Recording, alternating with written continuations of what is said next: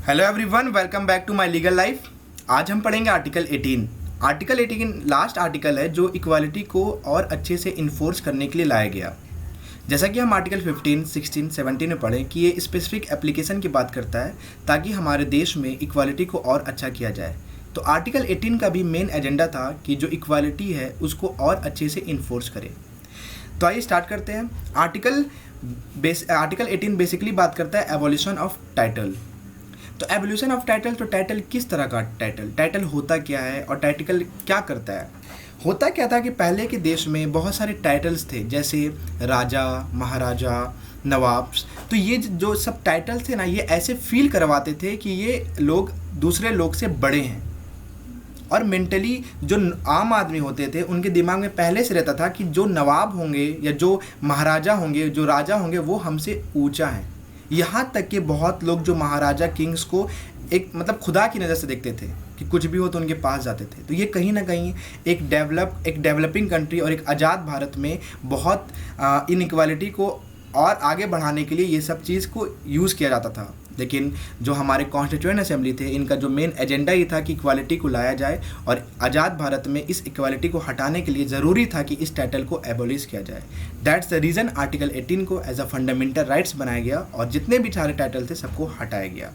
तो बेसिकली ये इस आर्टिकल 18 में 4 प्रोविज़न है, जो मैंने इसे 4 प्रोविज़न में बांट लिया है, तो वही पढ़ेंगे।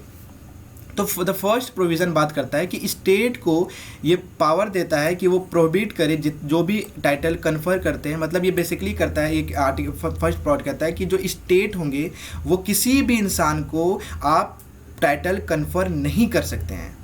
लेकिन इसका एक्सेप्शन क्या है? इसका एक्सेप्शन 2 है। First is military and second is academic distinction. मतलब ये दोनों को आप स्टेट के पास पावर है कि वो टाइटल दे सकते हैं। एक्सेप्ट ये 2, आप किसी को भी टाइटल नहीं दे सकते हैं। और इसमें सिटीज़न भी इंक्लूड है प्लस फॉरेनर भी इंक्लूड है। याद रखिएगा, फॉरेनर भी इंक्लूड है। सेकेंड पढ़ते हैं कि it's prohibits a citizen of India from accepting any title. अभी जो हम फर्स्ट पढ़े, ये स्टेट को रोकता है कि आप किसी को टाइटल दे। सेकेंड बात करता है कि अगर कोई दूसरा कंट्री, कोई फॉरेन कंट्री अगर इंडियन सिटीजन को कोई टाइटल दे रहा है तो ये भी प्रोहिबिट करता है। सिटीजन किसी दूसरे कंट्री से टाइटल्स नहीं ले सकते हैं। थर्ड बात करता है, अभी हम 2 बात किए, थर्ड बात करें, अगर कोई फॉरेनर हिंदुस्तान गवर्नमेंट के अंडर काम करता है, ये कोई स्टेट के अंडर काम करता है, हमारे इंडियन कंट्री में कोई काम करता है, तो वो भी किसी फॉरेन स्टेट से टाइटल नहीं ले सकते हैं। लेकिन वो ले सकते हैं कब? अगर वो प्रेसिडेंट के कंसेंट लेते हैं तो without the consent of president कोई भी फॉरेनर अगर इंडियन गवर्नमेंट के अंडर काम कर रहा है तो वो टाइटल नहीं ले सकते हैं।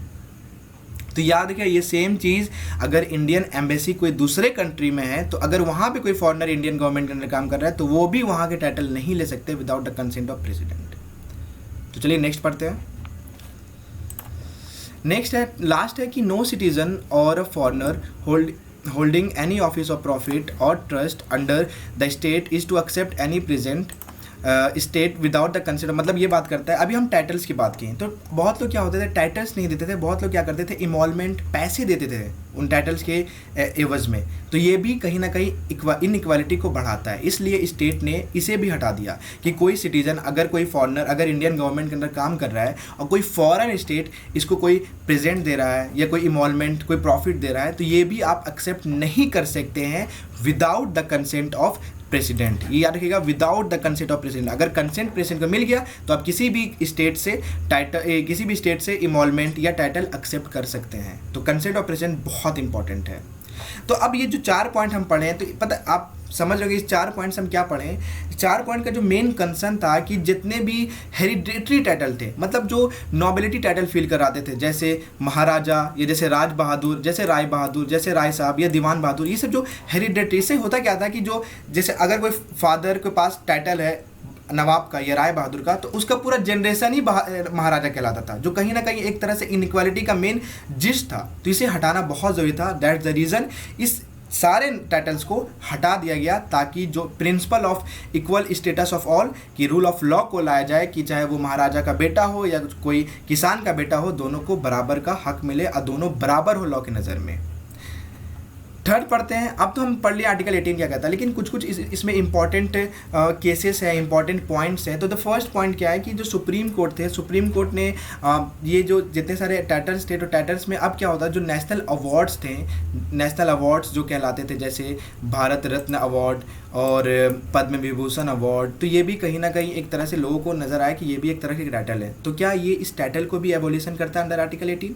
तो नहीं। कौन, सुप्रीम कोर्ट ने इसे हेल्ड किया कि जो ये सारे अवार्ड है, ये अवार्ड कोई does not amount to title within the meaning of article 18। मतलब आर्टिकल 18 में जो टाइटल कहते थे, जो एक तरह से हेरिडेटरी होते थे, ये हेरिडेटरी नहीं है, ये एक तरह से एक कह सकते हैं आप कि जो इंसान हकदार है, जो टैलेंटेड है, उसको ये सब अवार्ड मिलता था। ये एक तरह से हेरिडेटरी नहीं है, इसलिए भारत रत्न अवार्ड, पद्म विभूषण, ये सब अवार्ड है और इसे देना अलाउ है। लेकिन इसके साथ एक और ये डाला गया, इसमें कह सकते हैं आप, इसके साथ एक पॉइंट डाला गया, लिमिटेशन ज़रूरी होता है। लिमिटेशन ये डाला गया था कि अगर कोई इंसान को अवार्ड मिले, जैसे फॉर एग्जांपल से समझते हैं, कोई आफ्ताब नाम का इंसान है, अगर उसे भारत रत्न अवार्ड मिला और अगर वो हर जगह अपने नाम के साथ भारत रत्न अवार्ड ऐड कर लेता, जैसे आफ्ताब भारत रत्न अवार्ड या भारत रत्न अवार्ड आफ्ताब, तो ये अगर करता है तो उसे फॉरफिट, उस अवार्ड को फॉरफिट कर दिया जाएगा। तो आप समझ गए कि बेसिकली इस अवार्ड का काम था कि नॉर्मल उसके जो काम है उसको बताए, लेकिन इसका मतलब ये नहीं कि आप उसको एज अ टाइटल यूज़ कर लें।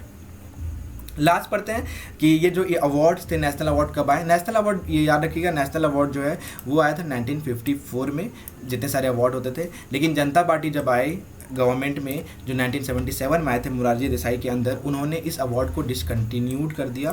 फिर आगे जाकर इंदिरा गांधी ने इसे 1980 में फिर से वापस ला दिया, अगेन रिवाइव्ड, जिसके कारण आज तक ये अवार्ड चलते आ रहा है। तो आज के लिए इतना ही। आई होप इस वीडियो आपको पसंद आया होगा। अगर आपको ये वीडियो पसंद आया तो आप मेरे चैनल को ज़रूर सब्सक्राइब करें, शेयर करें, आप बेल आइकन को हिट करना ना भूलें। Thank you so much.